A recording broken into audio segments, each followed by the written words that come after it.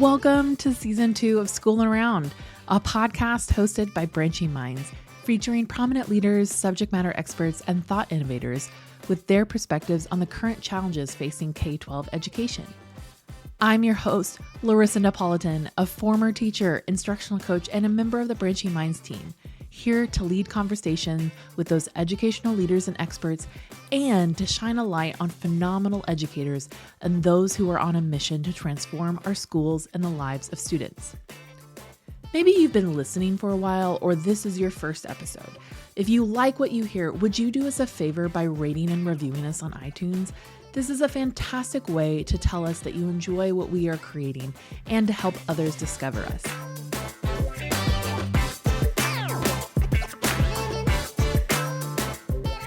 It's a new season of the podcast, and we have some exciting changes in store. We will still bring interviews with phenomenal educators and leaders doing great work in schools and districts. But we are adding more episodes each month full of leadership insight, MTSS tips, and discussions around those tough topics in education. This week, we kick off Season 2 with an in-depth interview with the MTSS leaders in Mineola Union Free School District in New York. Their collective leadership approach, as well as their shared MTSS vision, has transformed how their district approaches student improvement. I sat down with 3 of their leaders who have spearheaded the work to discuss what worked for them, as well as how their MTSS practice looks at the high school level. Enjoy.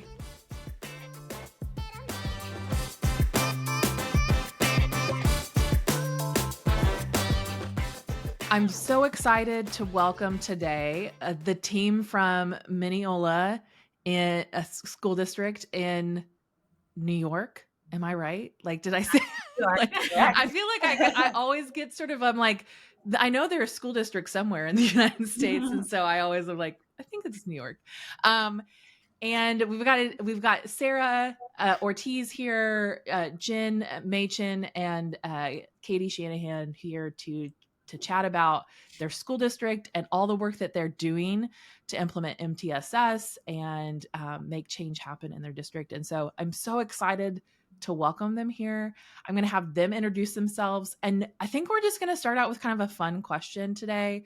I would love to know what if you, especially because you're maybe in a role that you didn't imagine yourself ever being into, but like, what did you want to be when you grew up? Like, what was the thing when as a kid that you wanted to be when you grew up? So go ahead and introduce yourself and you can answer the question. Okay, I will start.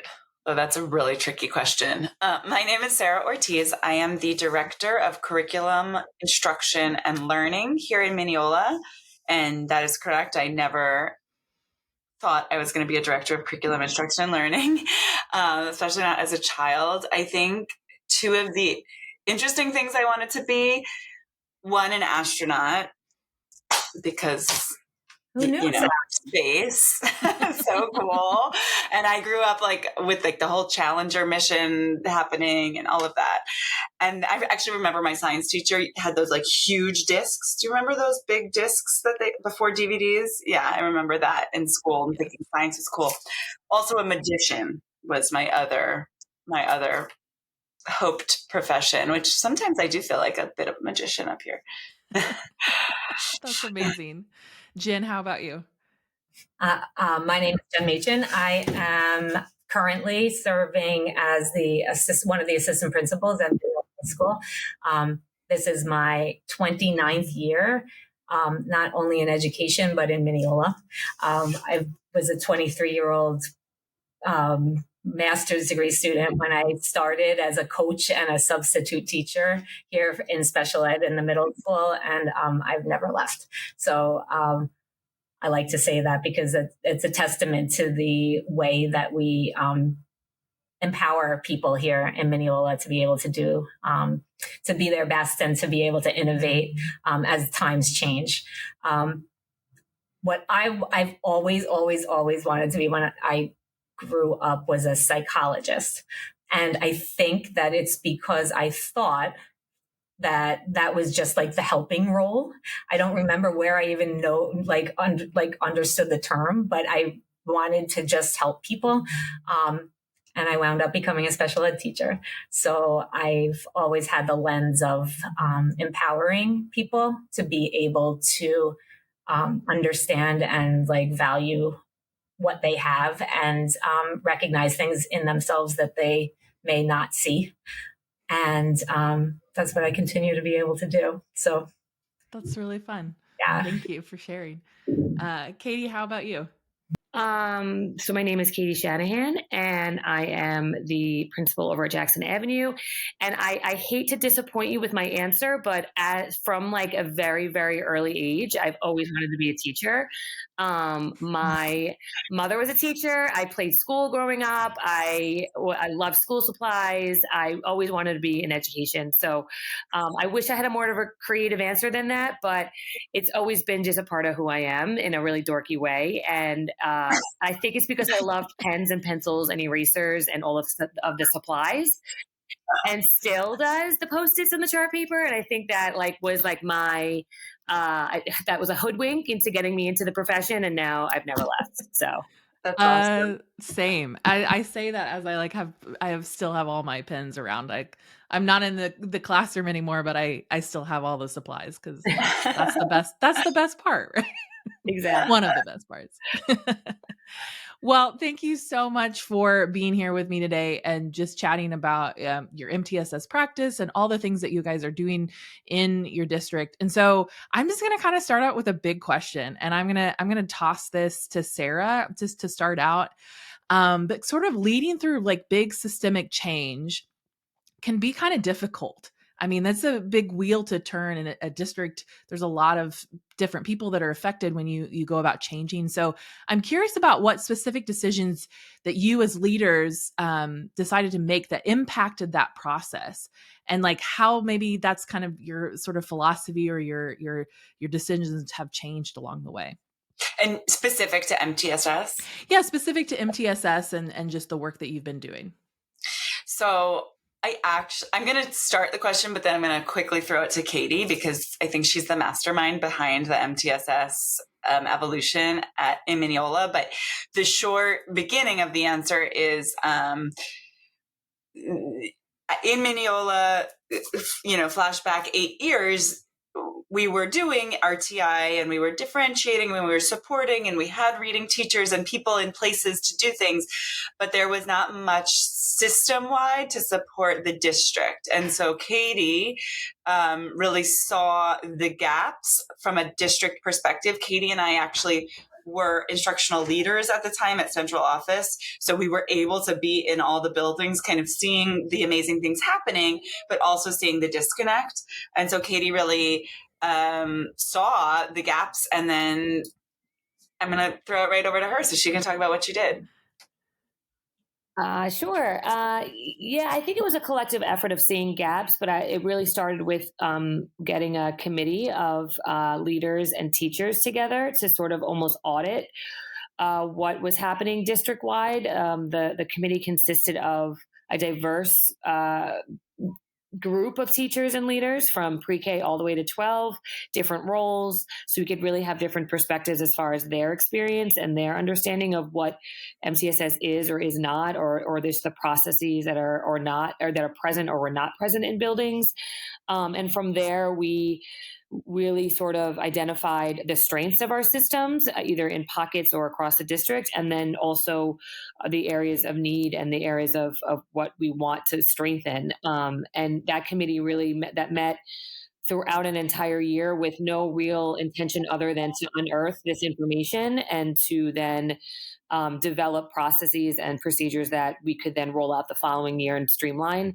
It was a learning committee, it was a reflective committee, and from there we really then developed a district-wide manual that had everyone on the committee's voices involved in it, so that and everyone felt confident then for the following year to roll that out. So it was kind of like step one of just getting the committee together, and then just step two of just slowly using that committee as an opportunity for reflection and then streamlining our processes.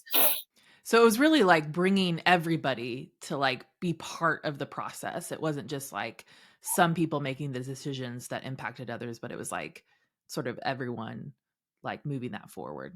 Yeah, because we knew that there was really like good things happening in different places, so we needed to hear that. It was a little siloed at back when we began this committee. It was actually very siloed, so there was maybe complete processes and procedures happening in different buildings, and so our goal was to streamline and make that district wide. So there was articulation that was consistent. There was progress monitoring that was consistent. Although there may have been strengths in each building, we needed to hear from each building and then leverage that to create a district wide system. Yeah, I can speak to that from the lens of at that time, I was in the middle school as a special ed teacher and the IST chairperson. And we had a system in the middle school, but that system was not universal. So when we passed kids off to the high school, the language wasn't the same. There was not a lot of continuity, and the same coming from the lower schools when the kids were passed off to us.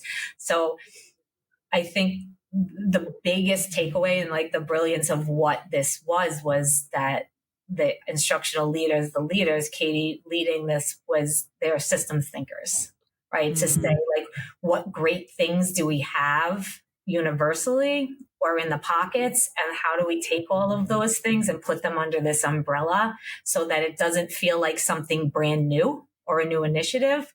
So how do we honor all the things that are happening? What are the great things that are happening, and how do we make it into a system so it flows from throughout the district? And that's definitely the hugest takeaway of that.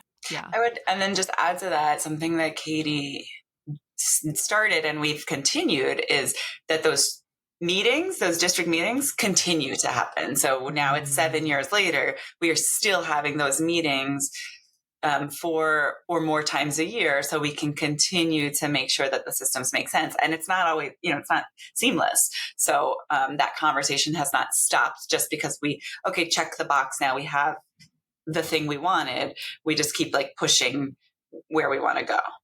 Yeah. Well, and I think that's such a great point, because oftentimes once we get things started, those people go off and do their thing, and then it's kind of maybe goes back to the siloed. And so like continuing that work of like, we're constantly improving, like how are we, tweaking something so that it gets just a little bit better and keeps progress moving forward. I love that. I also wanted to comment on something. I think Jen, you were saying this, or even Jen and Katie, just that idea that like there were good things happening, right? Like, I think recognizing there are always like good things happening. And so just as we would with a student, we look at their strengths, right? Like we also do that like at the system level of like, hey, if this amazing thing is happening at this elementary school, how can we make that amazing thing happen at the middle school or high school? And like, how do you kind of scale that up? And sort of like that idea of like taking something small and like, let's expand it so that more kids can benefit from this. So I like that perspective of that idea of like, we want to find the good and sort of the connection. So, okay. You make it all sound really fantastic. Did you not encounter any like challenges or like barriers to your success? Super easy. Well, I mean, just to continue with that point, when you tell people you're doing something really great, we want to leverage that and we want to connect so that the great thing you're doing doesn't stay here in first grade or second grade or sixth grade, and when we start to paint the picture for, a lot of times teachers stay in one grade forever. Like I'm a kindergarten teacher and that's what I do. When we don't, as leaders, paint the picture of, well, those kindergartners are going to someday be third graders, and then someday they're going to be sixth graders. It becomes hard to have that perspective. So I think when we talk about it from a positive standpoint and we say we want to just keep building upon this awesome stuff you're doing, and we want you to share with the other buildings, and we want to make sure that, Sarah's going to be okay in kindergarten, but then also okay in third grade, and then also okay in seventh grade. I think a lot of people really could get on board with all of those ideas. So yes, of course there were issues, but I think that way of systems thinking is really high leverage and effective. Yeah. And that probably like helped that buy-in to the process, right? Like we talk, I don't love the word buy-in. I want to maybe call it like an agreement that we're all moving forward, like, but I think that that helps people go, oh yeah, like this sound, yeah, that's great. And I'm sure that, I mean, cause I know is a big challenge for leaders, but like what other kind of barriers or obstacles did you kind of encounter along the way, and maybe how did you kind of overcome them? When I think about resistance, I think about like kind of falling into two buckets. Oftentimes we get resistance because people don't quite understand the why or really fully deeply understand what we're doing at a level that we understand it. So there's an insecurity around that. Or there's a resistance because it's feeling overwhelming or time consuming or resources or whatever. So, like, I often think of resistance sort of in those two buckets, and particularly with this system change, what I personally, because I did it as a district leader, and then I went into the middle school setting, and then I went into an elementary setting. So I kind of did it whole, globally, and then also specifically. And what I found as a trend was the resistance came from the why and the deeper understanding of the decisions we were making, prior to systemizing and formalizing what exactly, for example, tier 3 means and tier 2 means and tier 1 means. Kids were getting support because everyone was coming from good intentions, and kids were getting recommended for quote services and recommended for extra whatever. And so when we kind of came out and said, well, there's a why behind the different tiers, and there's a specific decision making tree that as a committee we've come up with, the resistance came from, well, why are we now quote unquote restricting kids, or why we can't just do how we used to do it where we just recommended anybody, and went, why now we're being what it seemed like strict with our sort of tiered decisions and progress monitoring, all of that. And so we've continuing 7 years later to continue educating and reminding and supporting teachers with understanding about what it means to provide tiered services, what it means to qualify, why some kids we're qualifying and being proactive about, and it doesn't mean we're ignoring other kids, but this idea of tier 1, and that's all students belong to all of us. And a lot of education has come around. Step 1 is, yes, coming up with a system, but step 2 is then educating about it, and that has not stopped because and also the community too. So as a building leader, I'm often fielding even questions from families. Why isn't my child XYZ? And so there's a lot of education that we're still providing staff and community around the decisions we're making that we made to streamline and systemize the process. Well, and I think you're right that it is like oftentimes when people understand the why behind something, they're more likely like, oh yeah, that makes sense. But it's the like when you just don't know, you're like, well, that seems crazy to me, or like that seems like it's restrictive or it's a bad thing. I think that's where strong leadership comes into, but not only the leadership, but it's if you want to make a collective why, everybody has to kind of speak the same language. So the leadership has to be on the same page as well. So if it doesn't matter if I'm in an elementary building or a special or a high school building, are we all speaking that same language? Do we all communicate the same why? Do we understand it as leaders? And do we understand where the vision, do we all have the same vision, so that wherever we are in the process, we can continue to communicate that vision and build from our own starting points in our building levels, so that we can bring everybody along with us from wherever we are, because we're speaking the same language. And we've been really very, very intentional about language and what that looks like and sounds like, and down to like choosing words that everybody's going to use so that it doesn't feel, some people say RTI. Old school people like us see it as a means to an end. So if we say RTI, people who have been around a long time say, oh, that's how somebody gets into special ed. I'm like, no, this is MTSS. RTI is a piece of it. Yeah. And this is 1,000,000% about tier 1 more than it is about tier 3. And so how are we all going to contribute to this process. And once we go into the process, we all continue to be accountable no matter who it is. Yeah. If I'm a classroom teacher or a special ed teacher or anybody in between. To add to that point, I think that one of the barriers or challenges that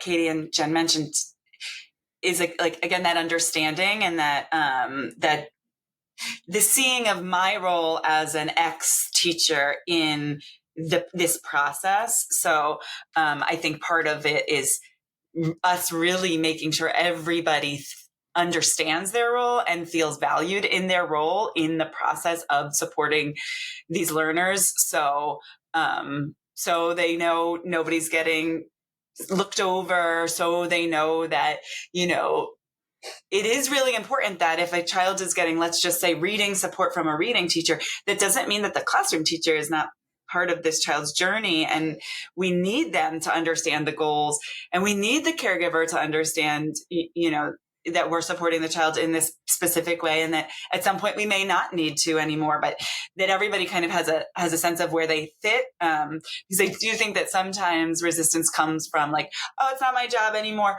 which is not like me being like, it's not my job, I don't want to do it, but maybe it's not my job because somebody else is more of an expert, or because I don't know what to do, or whatever the case may be. So I think that's been a really something that we continue to bang the drum about. Like, you're important in this. This is your job. This is connected to you in like the moment and long term as well. Something I wanted somebody to comment on a little bit more is you were talking about like leadership decisions.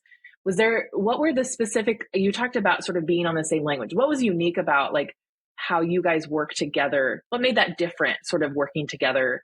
Like, how did you come to that agreement of like, this is what we're going to do as leaders. This is how we're going to go about this change.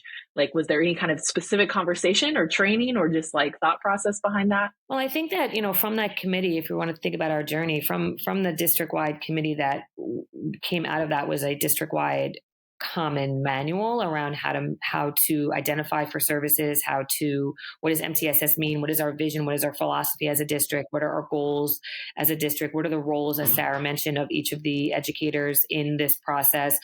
Who's going to be, who's the leader, in each building, who are the committees in each building. That sort of really laid out the common expectations from coming out of that committee, is having that initial, we've since drafted multiple times, but that initial manual that really laid out, K-12, what we're going to be our common agreed upon expectations and goals. And then, as Sarah mentioned, since then and from then, every year, multiple times a year, coming back as a team of leaders building across the buildings, including some of our chair people in each building as leaders in the building, to revisit the manual, to define, to calibrate, to talk about what's working in our school, what's not working based on the manual, because the manual is only good as far as it's implemented. So what are we seeing case study wise? Let's bring some case studies of actual real cases where we have a student that was recommended or receiving X services, progress monitored for X amount of time, but we're still struggling. We all have a diverse population in Mineola, specifically of English language learners, specifically Spanish speaking. So we've done a lot of work as leaders defining what progress looks like for those learners, especially entering L's. What do we need to do to deepen our understanding of what it means, what progress monitoring means, and what services look like for those learners. So I think that it starts from a committee and coming and defining our common understandings, but then it continues with regular meetings, regular calibration, regular conversations. We like to talk about firms and flexibles, what's remaining firm in our decisions and what's open to flexibility regarding what we're learning from our implementation of the manual, and not stopping the work. It's oftentimes we like you said, we create something and now we're good. Let's put it on a shelf and let's go. And we don't do that with this. We're constantly bringing it back, and the foot is constantly on the pedal because it's that important. We also have even like as a bigger umbrella vision for our district is like based on the principles of growth mindset. And that has been our superintendent had for years and years and years to not only slap posters on the wall, but like walk the talk, teach the kids, go like use the language of continuous growth, which over time leads to innovation, right? And those are the things that we're looking for: iterations, innovation, design thinking. Those are all like those 21st, 22nd century skills that we're teaching. And so we don't have to look at as a moment in time as a perfect.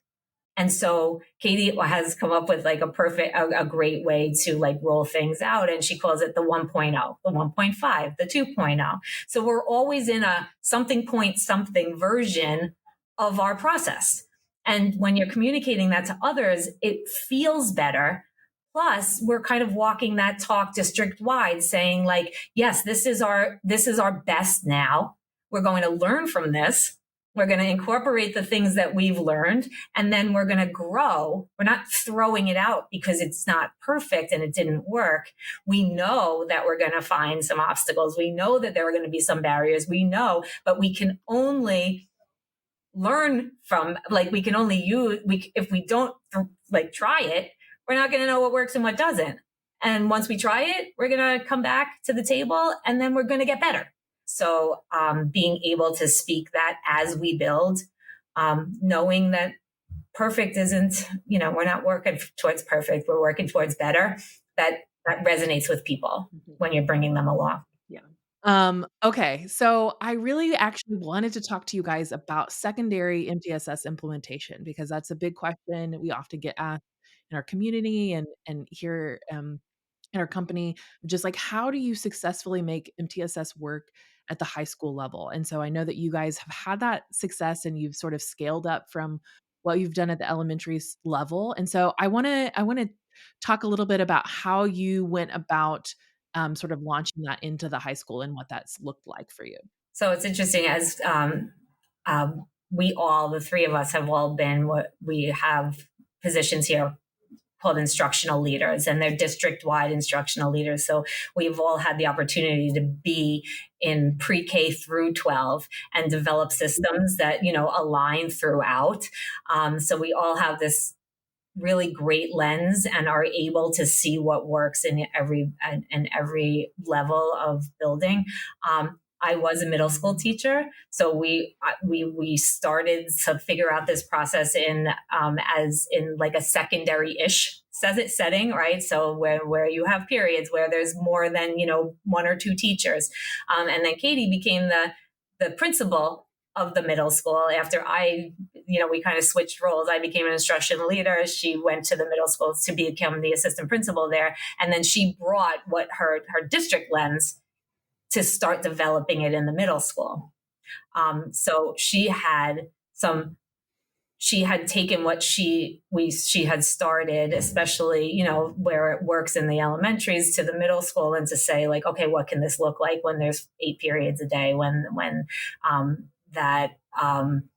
those structures have changed.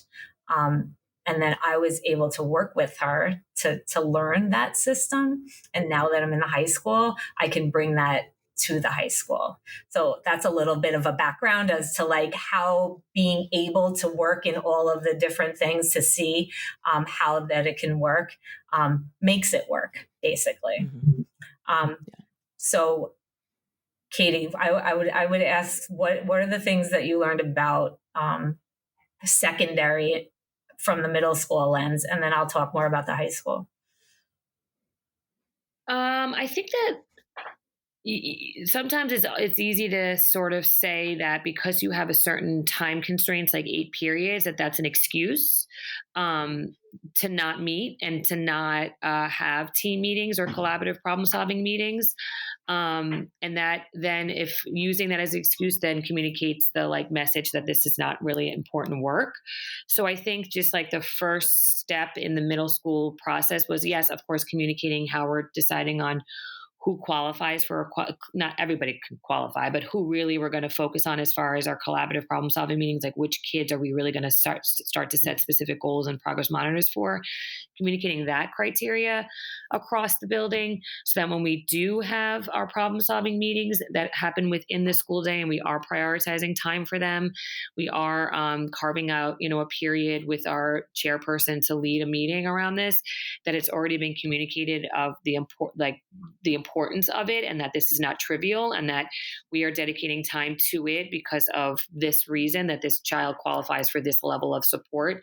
So that back work is really important, going back to what we said before, but more in a more micro way, so that when we are using our resources like subs or whatever to cover a teacher for a period, to your point before, the resistance, it sort of softens the resistance, because there's the understanding of like the severe importance of this meeting. We are gathering a lot of resources in a room for 40 minutes to talk about one child and a goal for that child and how we're going to all take responsibility for that child.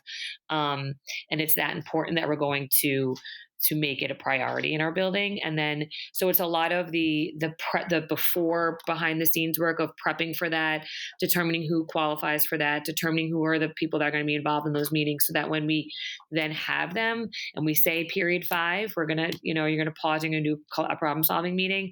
Everyone kind of knows it's not coming from left field. Everyone knows that this is happening. And then I would say, then adding to that, we talk, even at my level, I mean, it's not any different from the middle school. You can have a meeting, but then you need to have a follow-up, and you need to come back in 6 weeks, and we're going to come back in 6 weeks, and we're going to do the same thing. We're going to carve out time for this specific learner because it's that important. And so over time, with consistency and follow through, it becomes just a part of the culture. I think going back to what we said before, in a grand scheme scale, but then if thinking about it on the micro scale, when we are in those meetings, leveraging the things that the teachers are already doing. So you don't want to go into a meeting and saying, throw out everything that you're doing and try this program, or throw it, because then it's like, I teach 8 periods, I teach 8 classes, and now you want me to do another program. Like, I have programs that are, so like, how do we layer on the things that you're already doing, either intensifying them, individualizing them, but not throwing them out because now we feel like we need to do something completely out of left field. So it's carving out the time, and then also communicating that that they can leverage what they're already doing to support the child in a more deliberate way. That's kind of how we worked on that with the middle school. Can I pop in before, Jen, because I want to set you up. So to Katie's point, the really adopting an MTS model that's supportive of kids who need it is expensive in terms of resources, in terms of people, in terms of time. And it is really, I don't want to say easy, because that makes it sound like, I don't think anybody's lazy, but I think it's an easy thing to say no to. We don't have time. Things are too hectic. We don't have the right, we're secondary. We're specialized in social study. I know U.S. history. That's what I know. I know chemistry. That's what I know. We only have this many periods in a day. We have to get them to graduate. As time gets less, as the kids get older, it's much easier to say, we just don't have time for this. But what we know is that like a 4th grader who struggles doesn't just like get to 5th grade and stop struggling. A 7th grader who struggles doesn't move into 8th grade and stop struggling. We have to wrap them up. And I think that Jen was an instructional leader for the last few years, working at that district level, looking at it from that more universal lens. She is such a gift to the high school because she comes with that. She brought the value. You really need leaders who see the value and are willing to take the time and the money and the people and say, no, this is important, because that 7th grader, our high school starts in 8th grade. That's why I keep using that 7th grade example. That 7th grader who struggled and got reading support and at after school time in 7th grade, very well might need it again in 8th grade. And just because we don't have the structures yet doesn't mean that he's not going to need it. So what are we going to do to do that? And Jen walked into the high school and was like, we're going to do something about supporting these kids who need it. And there's no excuses around it. So that has been a huge shift for our high school. And I commend Jen very much. That's why I wanted to set you up. I appreciate that, but it's easy when there's a system that supports it, right? So when I think that from a secondary lens, now that is my one lens, it's like really interesting from this perspective now, because there's so many things in a secondary that are competing for your time and for, the supports that like individual kids need. And I think what the obstacle or the mistake that we may make when we start in MTSS in secondary is to try to just make the meetings and like follow the procedures and do the meet and do the things before really, really, really understanding and creating, well, two things. What does my tier one look like? What does my tier one look like? And I have the foundational instructional practices, systems, supports for my tier one? Does everybody speak the same language, both for behavior, for attendance, for academics? Do we have universal ways to be able to identify kids who are struggling in the various things? They're older now. They're more complex, right? It's not just 2 bullet points or 2 data points, but how are we going to say who's struggling, who, and then develop the system? We have the things, we know that we have the manual, we have that. And that's really great to be able to have. We use branching minds. We know how branching minds is helping us communicate and pull together all of those data points. But what does it look like when it gets really complex on the secondary level? I have to audit my tier one. And I have to say, what is the things that I need in tier one in order to do tier 2 and 3 well? And that, from a leadership standpoint, is like, it's kind of fun for me, but it's hard because people want to move forward. They're not getting help. They're not getting support. You are that instructional support team or MTSS or tier 1 and 2.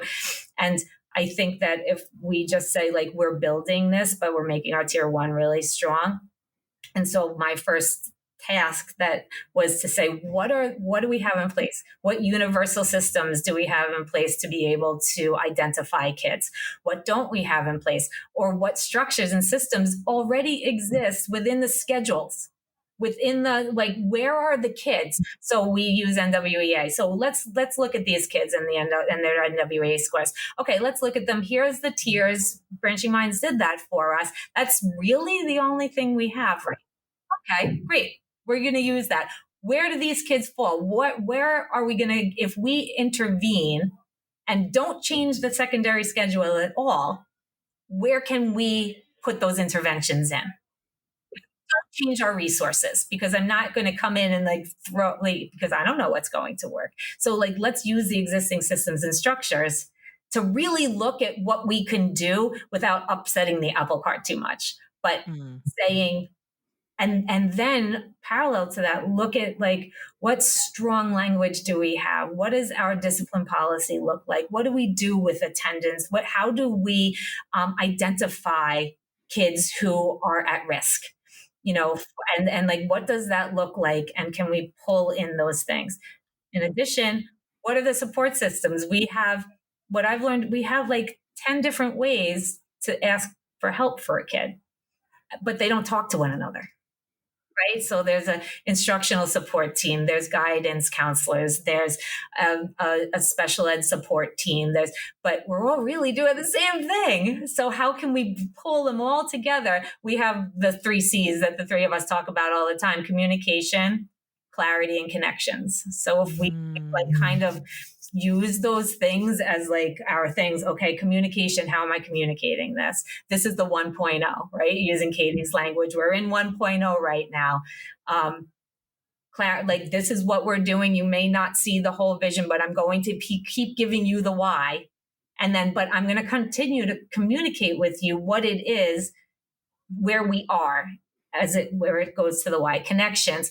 You guys are doing the same thing. Let's talk together. And let's try to put that in the system. And I think when you're building this in a secondary, the biggest thing is to know that vision and to be able to bring to make the connections for everybody. And something that's really important to all of us, I know, is ownership and accountability to my part. And tier one is all of us, all kids, all of us, all of our responsibility. Yeah. Well, all of it. I think I wanted to comment really quickly something about you saying that like clear you said communication, clarity, and connection. And I think that that's really important in sort of laying that tier one foundation of just like, if this is our vision, if this is what we're moving for, like these things are our priority to help everyone sort of be on the same page. And I think you're right. I've heard it's like you can't intervene your way out of a weak tier one, kind of that idea that like if you don't have that strong foundation, like interventions it's gonna feel like you're treading water, you're not like actually moving forward because you're not like that strong tier one is so important. And so I appreciate that you said that for like secondary, because that is the part that everyone has to play, right? Like if I focus, my role as a classroom teacher is have a really strong, you know, teach that core curriculum to the best of my ability, to have it really strong and differentiate and use, evidence-based practices in the classroom, so that then that data that we get about the kids, like we know that if tier one is strong, then it's like, okay, that data is more clear, I think, in a lot of ways. So yeah, just wanted to comment on that. I appreciated that. I think something that Jen brought up is not just specific to um, secondary. I think that all of when we do sit down and have a meeting and we prioritize it and we say that this is that important that we're going to now, get everyone together and problem solve, it becomes like a PD in a way that the teachers don't realize they're participating in, because they think they're there for a solution for the kid, but really what they're coming away with are solutions that are for them. And Mhm. we don't lead with this as a PD for you because that's not what we would do. But what we found over time is that a lot of some frustration when we're coming to those meetings. Oftentimes the teacher's coming like, I really, the frustration comes from maybe not knowing exactly how to leverage the tier one or intensify a tier one practice, or that a tier one practice can be also considered an intervention if you make XYZ tweaks. And then it's all of a sudden the teacher feels like they have the power, that it's not some sort of other person's fixing the problem.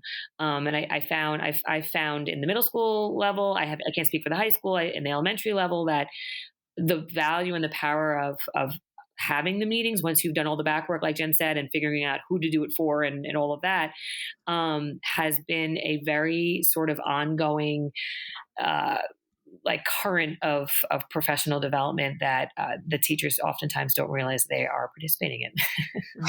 Well, and I love sometimes they don't know they need it, maybe, like, Yeah. Right. I've tried all the things, right? I come Mhm. here, they bring the kid to the meeting or whatever, and, like, I've done all the things, and then you kind of, like, go through all the things of, like, "Well, what have you done?" And that's the magic, I think, of MTSS, is we bringing all the different people to the table of, like, there's insights from your school psychologist or your school counselor that you're like, "Oh, I didn't even think about doing that," because as a classroom teacher, I've got 25, 30 kids in my classroom. So all the things I've tried are just maybe the limited things in my toolbox. And so we can always learn. But it also demystifies, like, one of our colleagues will also often talk about, from a special ed lens, services are not going to fix, like the problem. Katie said fix, so I'm using, it's not going to, giving a child speech or reading is not going to be, it's not like ibuprofen. You can't take it and then it's a process. So I think when we talk about it as such, this is a process. We're all going to do our part. We are going to look for growth very strategically. We're not going to be like, in 3 weeks, everything's going to be fine. We're going to look and make sure there's growth over time. I think that people, and also, just that brains work the way brains work. They're going to we have to be patient. We have to be strategic. We have to be repetitive. We have to come at the same problem, sometimes with different fixes. I think the more we speak like that, it gives people a moment to breathe and be like, okay, I'm part of the solution. I can see the growth, and it's not this like mystical magical wand that a reading teacher is going to take and now the kid's fine. We all have to be part of it. So Yeah. Okay. This is I would love to have this be a 2-hour podcast, like, because this is a great insight. I actually just wanna come follow you guys around and, like, learn from you. Come on over. Come to New York. Well, so I love sharing the stories about how powerful MTSS can be for students, and because I think sometimes when you start to hear the stories, then you're like, "Oh, it does really make the impact." Because, like, on sometimes when you think about things sort of existentially, like big white, you're like, "Oh, maybe," but, like, I think it is really about the lives that are changed in that way. So, can any of you guys think of, like, a particular student or a group of students or even just a school that has really seen, sort of felt the impact of all of the work that you're doing?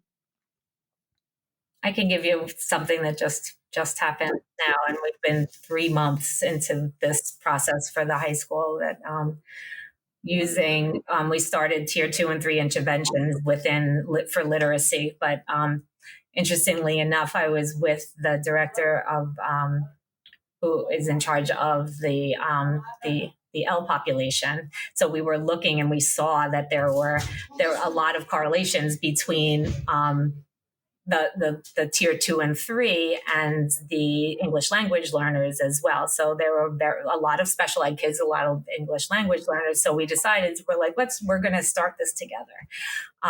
So we have interventions going on, and this is the end of the quarter. So I started to look at the data, and we don't have our universal benchmark yet, but I started to look at the data within the interventions, and the growth has been incredible for a lot of the kids. So I was like, how are we going to leverage this so that everybody sees the growth because it's so new, even to the teachers?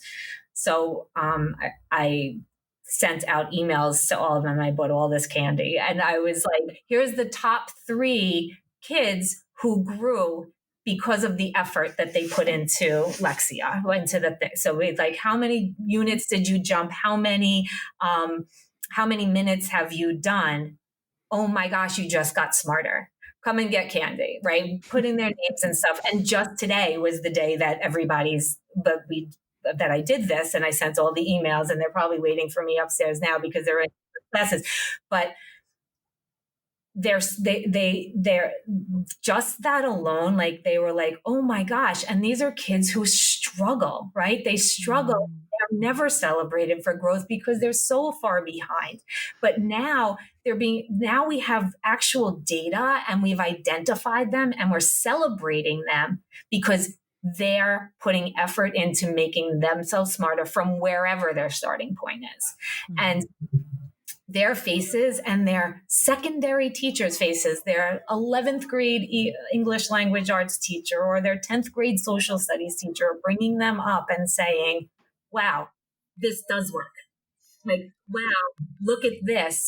And now we're starting to link it to the NWEA data and say, wow, like there's a purpose for NWEA. Are we going to, like, we want them to jump that growth line. So now the language becomes about growth, not and progress, like Sarah said, and the celebrations are about growth and not about like the end result and where I am if I'm good enough.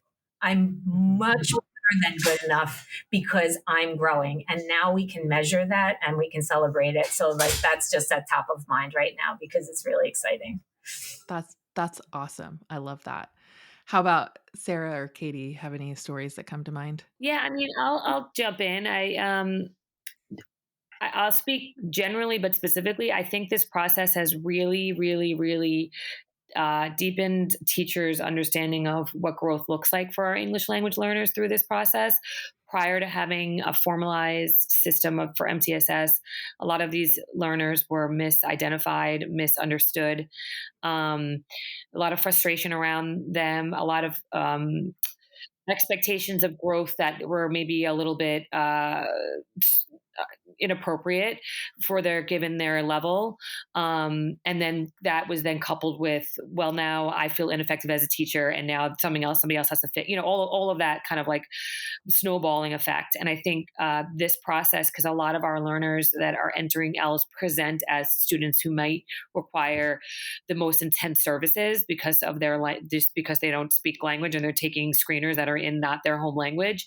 And then even in the classroom, especially, I mean, I know I'm the elementary, but I do 9-year-olds, 10-year-olds, 11-year-olds, like as they get older, then it becomes, the pressure gets a little bit more heavy for our upper elementary teachers to close the gap, so to speak. And I think this process for those learners have helped the teachers to celebrate incremental progress, and to see that if they are responding to an intervention, a social emotional intervention coupled with a academic intervention, and we are tracking it deliberately and we're celebrating incremental growth, that they're going to be okay, and they are responding, and they're not disabled, or they're not a kid that we need to put in a different classroom where they're not going to be able to speak their home language anymore. So that as a byproduct of our system has been, yes, we have a lot of work to do with that, but for that population, I feel very excited and proud that this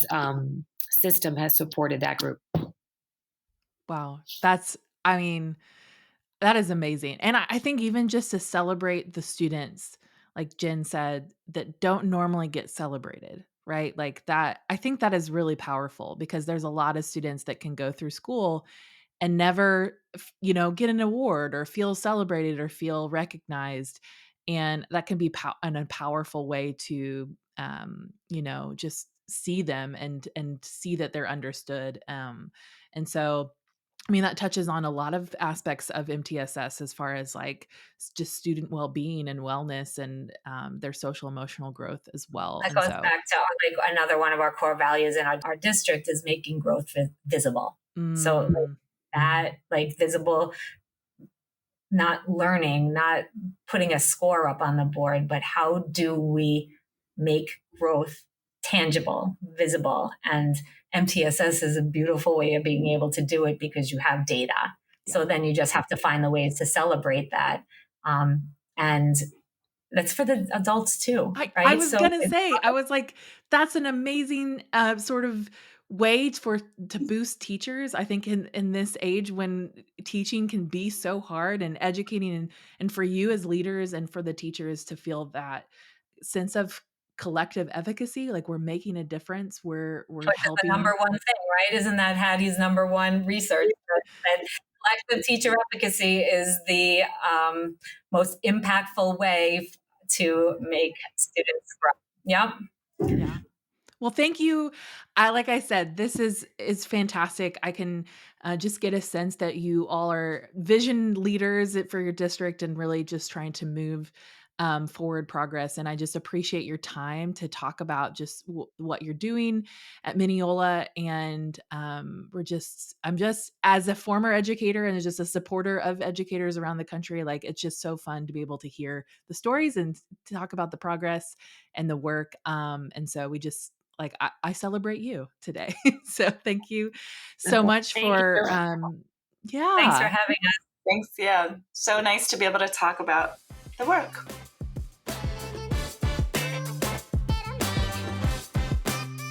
Thanks for listening to Schoolin' Around, a podcast hosted by Branching Minds. Go ahead and subscribe to our feed wherever you listen to podcasts. And don't forget, if you are enjoying our content, would you do us a favor and rate and review our podcast on iTunes? This helps others find our podcast and lets us know how much you love what we're creating.